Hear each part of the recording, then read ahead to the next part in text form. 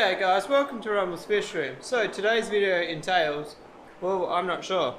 I got no idea what today's video is about. You got like YouTube channels that have a structure and a plan. If you haven't realised yet, I don't do that. What are we going to talk about? Well, let's talk about the cat under the rug first. Is it cat under the rug? What's normally under the rug? Is it a cat? I can't remember the old saying. Can't think of when I've heard it in the last 10 years, but some of you know the saying that I mean. Let's talk about the cat under the rug. I'm sticking with that. Let's go out of there. It's a bit quieter out here. The virus. Yeah, it's getting bad. Today I brought all of my resins home, scales. Basically, I have everything here to finish the ply tanks, except I needed 2 tubes of Sikaflex and 500 mils of catalyst. I might try sort them out this week.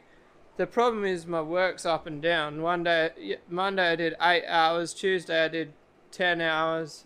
It's just it's a bit hard to plan your day, and I don't know what time the shop closes.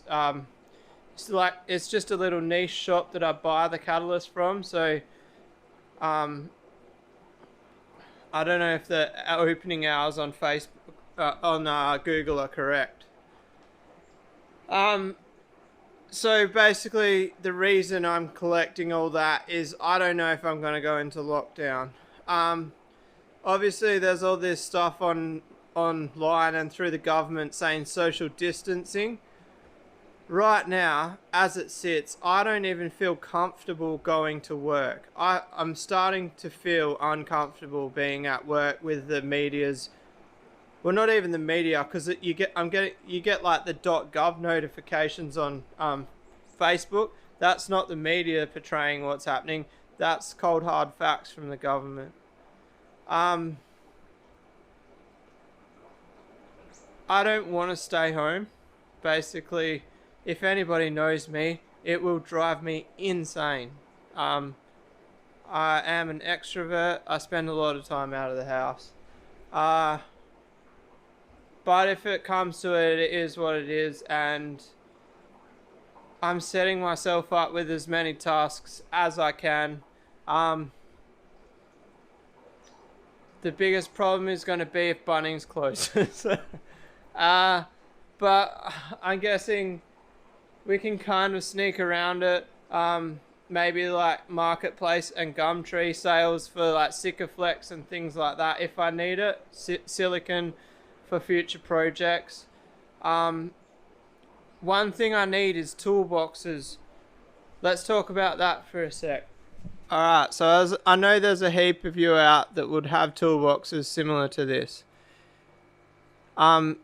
Basically, if I can get more of these boxes, I can build more of these filters without buying a thing. I've got plenty of backy rods, plenty of sponge. I want at least 4 of them in here. I also want to build filters for these, filters for that one, the same as that. 20 litre bucket filter. I've got 20 litre buckets, but I don't know if I've got any lids, so I'll have to have a hunt for them. The other thing is, I got like 10 litre Seriflora bucket up there. I could make a filter out of that. There's a few things that could go on. Basically, there's another tank I want to make filters for too. This tank up here, it's running twin sponges. The reason for that is on these fry tanks, see I've got like tanks with air stones. To me, having an air stone in a tank is a waste. I really want one sponge filter, not double stack, just single sponge filters in the fry tanks. So every tank's got a sponge filter. Even like these ones have got these little ones, which is perfect for that.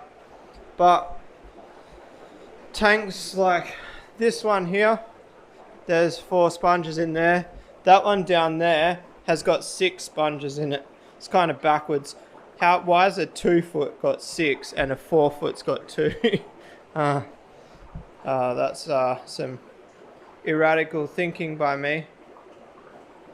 I just remembered what video I was going to make today, guys. I was going to do an African stripping video. But there's one catch with that. I don't want to do an African stripping video until I take these Strigatus out. But the Strigatus tank still has the Buccochromis girl, which I haven't culled yet, but I can't sell her, man. She's just too trash. She's got like a growth on her side. I know it's upset a couple of people in yesterday's video that I want to put her down, but sometimes you've got to make decisions with a breeding room. I could probably get her back to 99% health, but she would still have that growth on the side. But who's going to buy a 4-year-old Buccochromis female? It's no good for a display fish, and she's just seen better days. I don't think she would ever be a breeder. And also,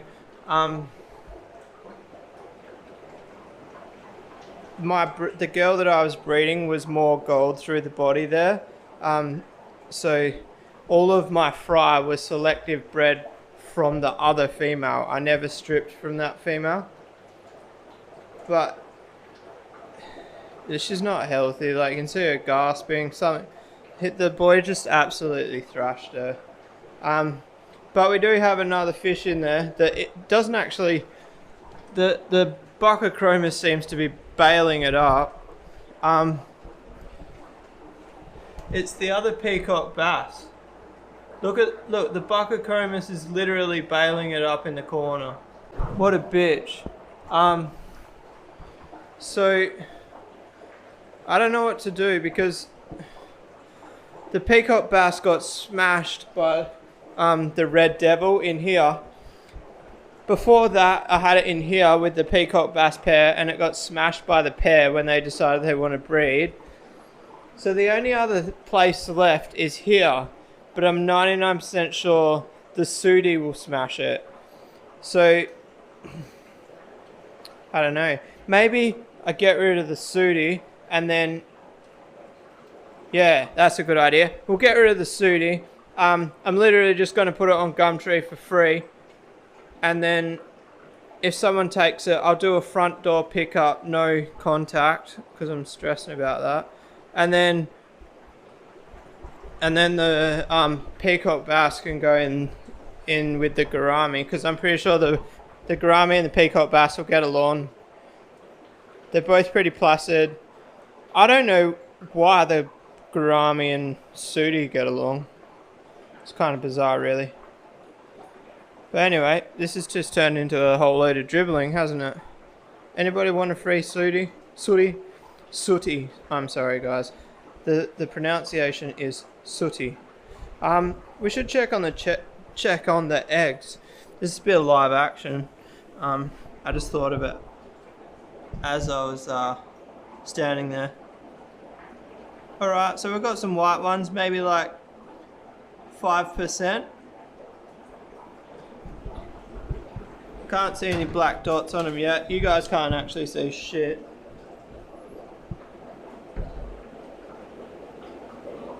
No black dots yet.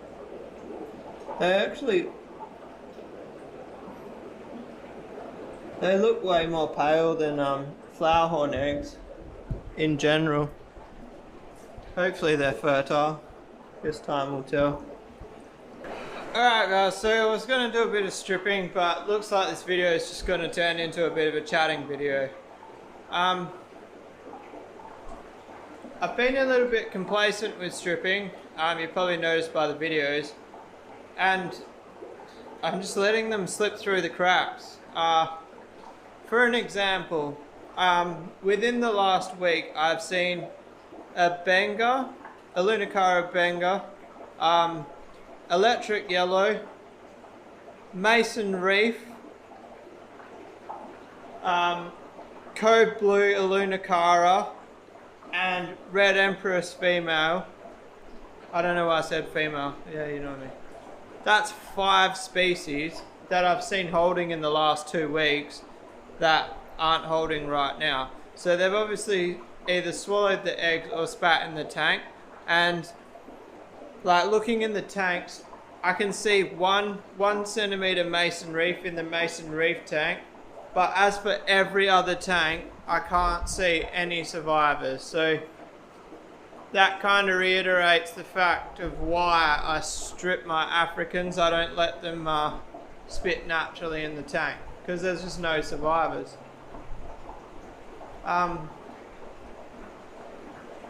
My red top hongi have slowed down, so I'm thinking about maybe thinning out the colony. There's a couple of culls in there that aren't the colour I want, and a couple looking a bit rough. I might even sell a couple of display males. Obviously a bit hard. I don't really want to have my doors open at the moment with everything that's going on. It looks like there is a banger still holding. There's like 3 marbles holding. I haven't stripped them, but I had so much trouble getting my marbles to breed, and then once they started, they're gone like mad. Marble peacocks, if anybody's wondering.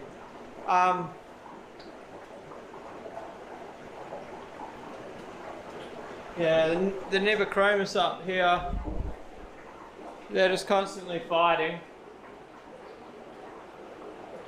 Might need some dither fish up there. Maybe I'll throw the female Buccochromis in there. That's a good idea, guys. Females make good dither fish. She's a nice big fish, hold her own in that tank. And that way I don't have to worry about crossbreeding. Good idea. I did strip Mapanga Red Travessa last night off camera. That is a good thing. That's a great thing. 30 fry growing out in a tank. That's wicked. I lost a couple of the mason reef fry. I think I've been going a bit too hard with feeding.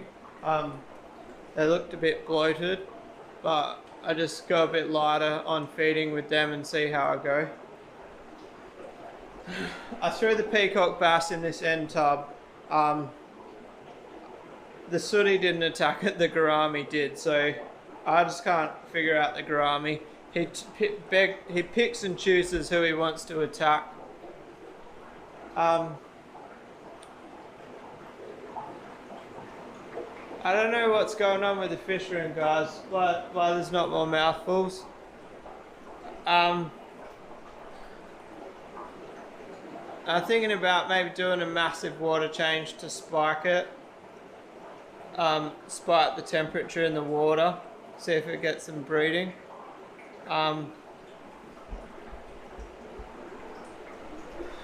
The only other time I've had this little breeding was when I swapped foods, and I haven't swapped foods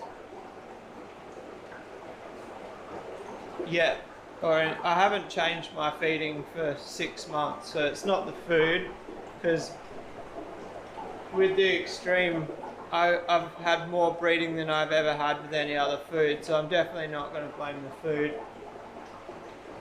I just don't know what's changed, you know? I don't know. I'll sleep when I think about it. If I come up with a conclusion, I'll let you know. Or, you know what? It might just be a change of season, guys. It's the end of summer. The barometric pressure, or whatever it's called. It could just be that. But anyway, so it's just a bit of a chatting video, guys. I'm feeling a bit down in the dumps. Everything going on in the media is starting to bring me down. Stripping Africans was my little getaway. I was getting excited, and seems all the stripping has been done naturally and fry eaten, which sucks, and it's my own fault for leaving it too long. I come in here on the weekend just gone, and I could see mouthfuls everywhere. I should have sorted it that way on the weekend, but we live and we learn. I made a mistake, and it's the second time in a row I've done it. Like, if you guys notice, I've only released like one stripping video in the last probably 6 weeks, whereas it should be fortnightly. But I think I might turn the water change system off for a couple of days, and then I'll dump the whole 2,000 litres in the tanks in one hit, and we'll see if it shocks them a bit into breeding. Sometimes they need it to feel like there's rain, the change in the water chemistry, and it gets a lot of fish breeding. So I'm going to try that. I'll take you guys along for the ride and let you know how it works. It's the way I used to get the Bocochromis to breed, but I've never tried it on the scale of a whole room. Anyway guys, if you like this video, give it a thumbs up. I know there's not really much to like about this one, just me being a downer. If you want to subscribe for more, hit that little red button. That helps out more than you ever realise. And I'll see you guys tomorrow. Peace out.